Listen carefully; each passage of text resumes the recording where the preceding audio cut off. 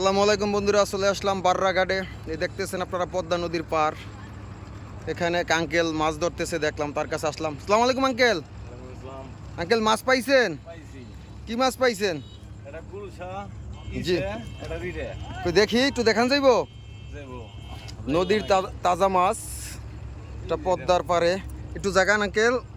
এই যে আপনারা দেখতে পাইতেছেন, এই যে একদম তাজা টটকা ইসা, এই যে ইসা, এই যে গুলশা, একদম এটি পদ্মার পিওর মাছ।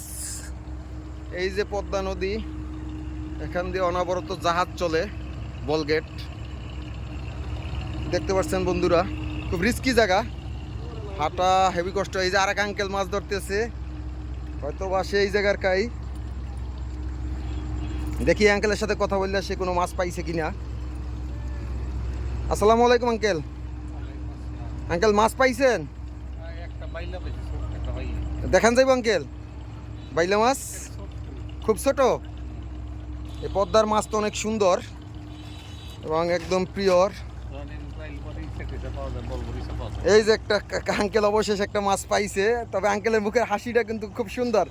একটা মাছ পাওয়ার পর আঙ্কেল খুব সুন্দর হাসতেছে। দুইটা বড়শি বাইতেছে আঙ্কেলে।